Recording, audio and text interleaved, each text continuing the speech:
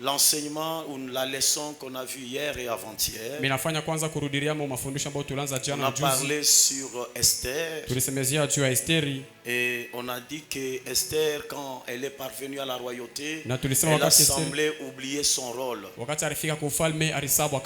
C'est ainsi que son oncle ou bien son cousin, dirais-je, il a rappelé à Esther que si tu es parvenu à la royauté dans ces temps comme celui-ci, c'est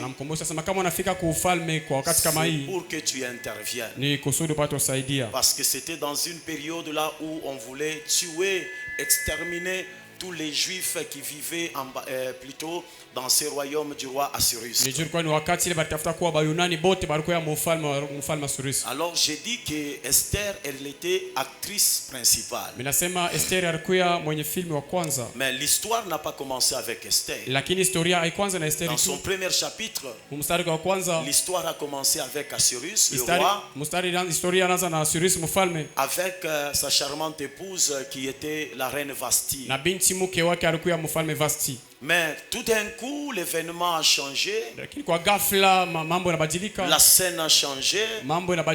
Et dans le deuxième chapitre, on voit Esther qui fait son entrée. C'est-à-dire, on commence maintenant à parler de Esther. Alors, l'événement a commencé quelque part. Et que Esther elle-même, elle était dans l'anonymat, dirais-je. Mais tout d'un coup, cet événement l'a concerné. C'est là qu'on a dit, il y a des problèmes qui peuvent commencer de loin.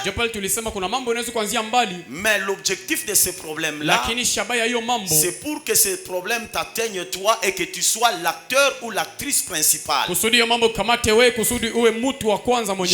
ai dit, dans chaque scénario, il y a l'acteur principal et l'acteur secondaire. Et l'acteur principal, il est, comment dirais-je, il est celui qui apporte la solution. Il est porteur de la solution. Mais l'acteur secondaire, il est porteur des problèmes. C'est pourquoi je te prophétise, toi qui es dans l'église, ne sois pas porteur des problèmes à l'église. Ne sois pas porteur des problèmes dans les maisons des gens. Ne sois pas porteur des problèmes dans les familles des gens. Positif. Ce que vous avez fait pour qu'à leur tour qu'ils le fassent afin de réussir. Quelqu'un peut dire amen. Maintenant, Esther, son nom signifie étoile. J'aimerais vous révéler quelque chose. L'étoile n'est pas visible pendant la journée. Si je vous prenais et qu'on sorte dehors, j'ai demandé à l'un de vous, montrez-moi l'étoile là à l'extérieur. Qui va me le montrer? Pourquoi? Ce n'est pas visible. Ce n'est pas visible, pourquoi? Parce qu'il fait jour. Comme il fait jour, l'étoile n'est pas visible. L'étoile est visible, c'est quand il y aura l'obscurité. Le nom d'Esther, qui veut dire Adassa, dans sa langue maternelle. Et Adassa veut dire étoile. L'étoile, elle est visible quand il y a l'obscurité. L'obscurité, qu'est-ce que? L'obscurité, ce sont des moments, des périodes difficiles. Des moments de turbulence. C'est dans les moments de turbulence que toi tu seras vu. C'est dans les moments de turbulence que toi tu feras ton apparition. Parce que l'étoile, pour qu'elle apparaisse, pour qu'elle soit visible, il faut qu'il y ait l'obscurité. Même pendant le jour, l'étoile existe mais n'apparaît pas. Quand il y aura l'obscurité, l'étoile va apparaître. Je suis venu te dire ceci. Tu es appelé à apparaître. Écoutez-moi très bien. Beaucoup de gens existent mais n'apparaissent pas. Le souhait de Dieu, la volonté de Dieu, ce n'est pas que nous existions, mais que nous apparaissions aussi. Je le répète. Le souhait de Dieu, ce n'est pas que nous existions, mais que nous apparaissions. Tu peux exister, mais sans apparaître. Hein? Hein? Je le répète, tu peux exister mais sans apparaître. Mais la volonté de Dieu pour ta vie, c'est que tu apparaisses après avoir existé, que tu apparaisses. Je prophétise, toi, tu ne vas pas seulement exister, mais tu vas apparaître. Je le répète, toi, tu ne vas pas seulement exister, mais tu vas apparaître.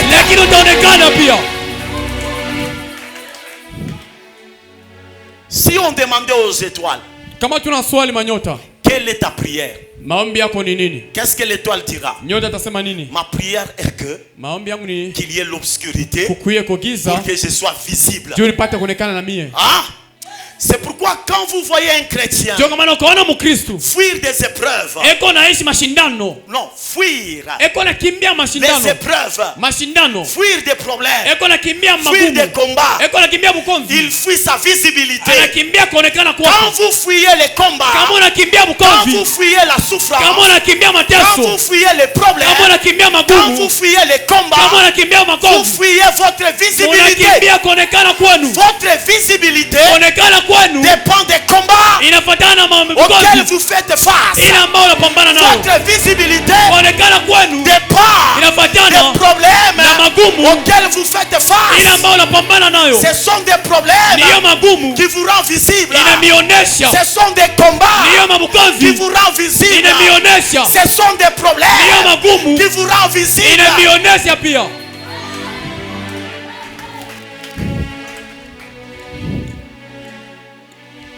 Quelqu'un peut dire amen.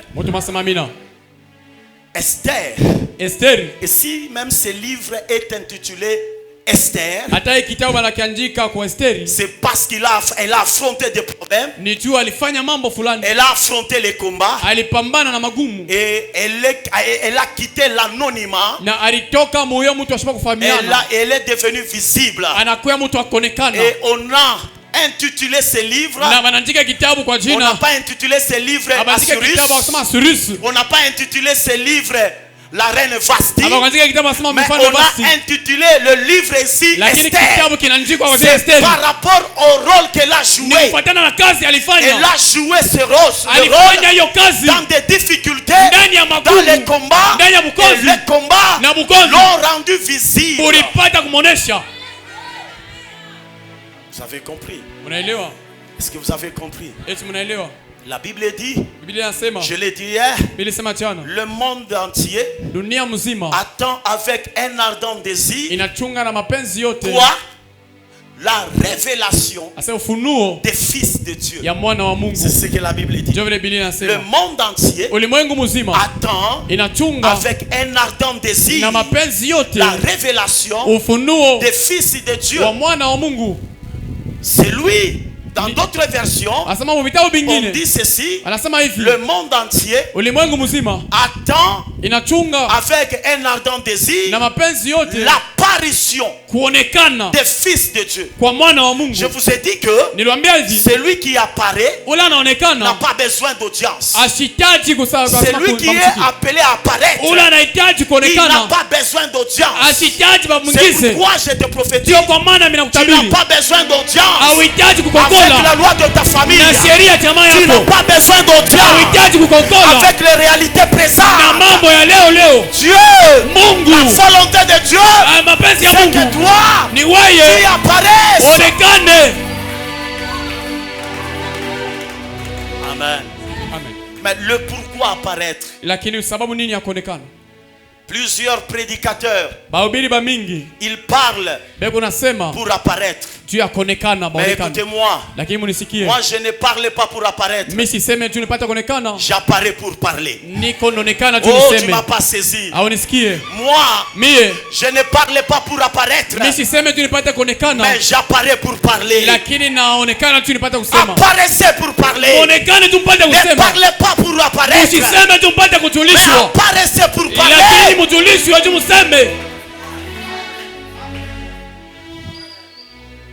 Quelqu'un peut dire amen.